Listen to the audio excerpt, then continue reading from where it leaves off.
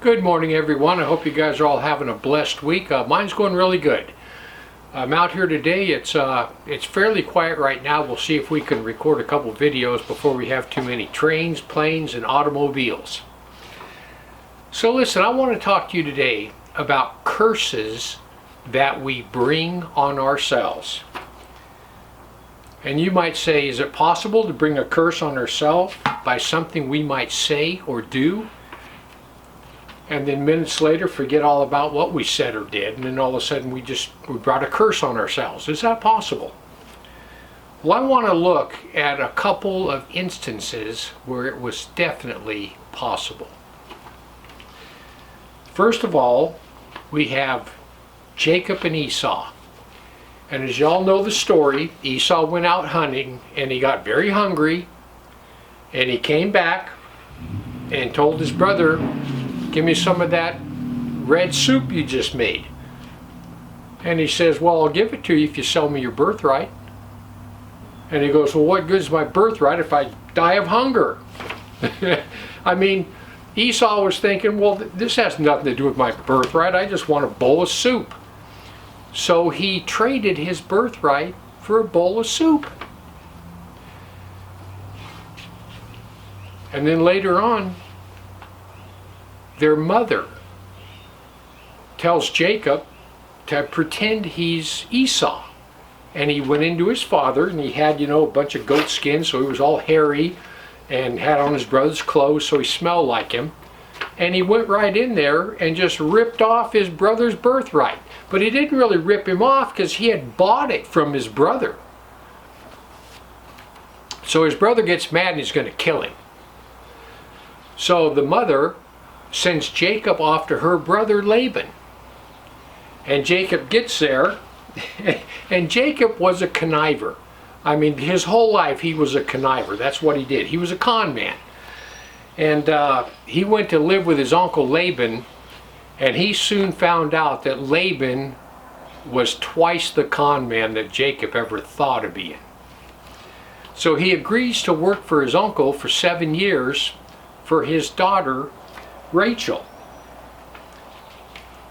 So he worked 7 years, and I don't know how this happens. You're gonna have to tell me this one, but on the wedding night, Laban slips in Leah, his oldest daughter, and Jacob sleeps with her, not even knowing it's her sister.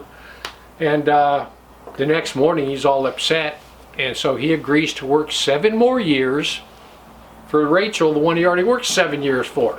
So he winds up working 14 years and winds up getting 2 wives plus their handmaids. So I got 4 wives out of the whole deal. So all of a sudden, he realizes one day that Laban just keeps ripping him off. He changed his wages a ton of times, and so he decides to flee. And we pick up the story in Genesis 31:32. So he flees, and come to find out, Laban pursues him, and someone stole all Laban's household gods. They were all gone. So Genesis 31:32, Jacob says to Laban, "With whomsoever you find your gods, let him not live. Before our brethren discern thou what is thine and what is mine, and take it to thee. For Jacob knew not that Rachel had stolen them." So Laban confronts him and he says, "Look, search my camp. We didn't take anything of yours. And if anyone did, let that person die." Those words came out of his mouth.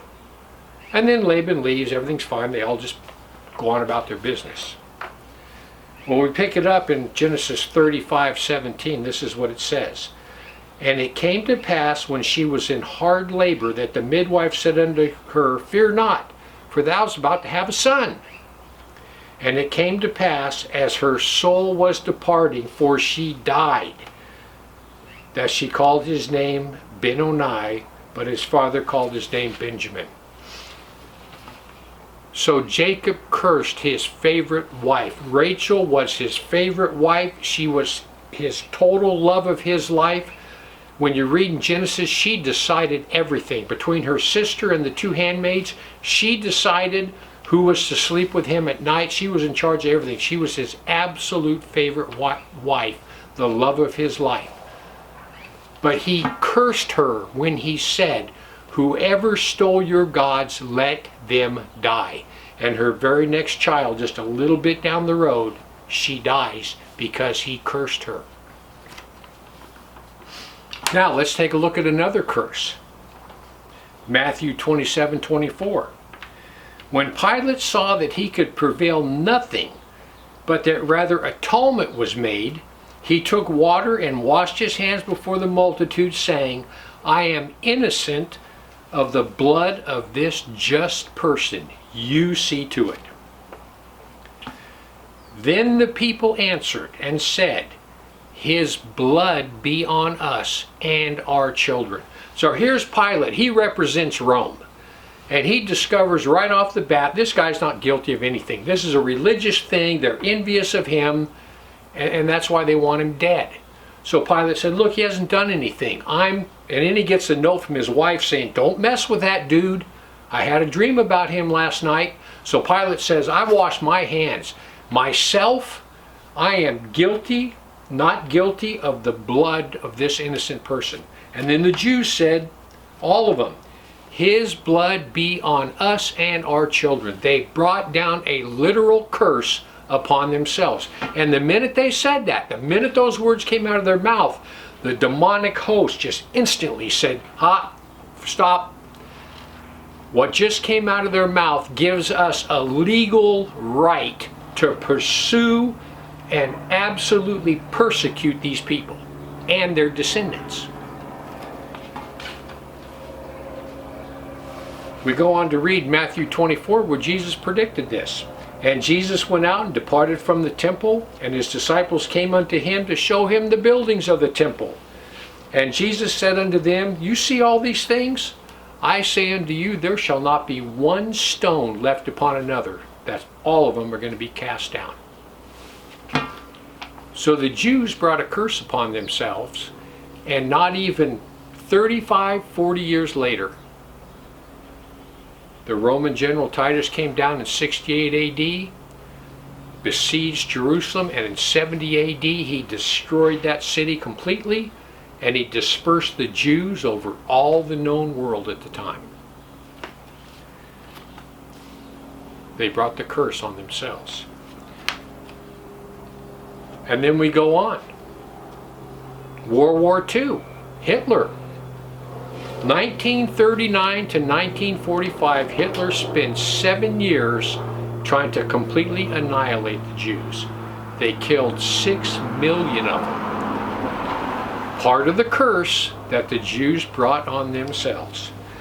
And then right after that, they all came back to Israel in 1948 and became a nation. And the minute they became a nation, all of Islam tried to wipe them out. They've had several wars, the war of 1967, and they get bombarded every day to this day by Islam, trying to wipe them out. And Islam, of course, is nothing more than a satanic puppet, just like Hitler was, fulfilling this curse that the Jews brought on themselves when they said, "Let his blood be on us and our children." That's why that curse is still going to this day. Had they not said, "and our children," they would not have had access to the descendants. People, listen. When you look at the curse that Jacob brought down on Rachel, when you look at that curse, and then you look at the curse that Israel brought down on themselves, people, listen. Even in joking, you never want to bring down a curse on yourself. You don't want to say something just in joking like, well, shoot, I hope I die. Anything like that. Something stupid that you can just sit there and say, listen, if my house burned down, I wouldn't even care. Something like that. Because when you do that, you call down a curse upon yourself. If your kid's about to do something, you know, whatever it might be, and you tell them, look, don't go there, don't do that, because this will happen to you. That can be a curse. Anything that gives the demonic host the legal authority to afflict you is a curse. And you can give them that legal authority simply by something you might say. So listen, words are powerful. They're powerful to do good, and they're powerful to harm. So keep an eye on what you might say. Anyhow, I just want to give you something to think about. Heaven or hell, you choose. Just remember, once you take your last breath, it's a done deal.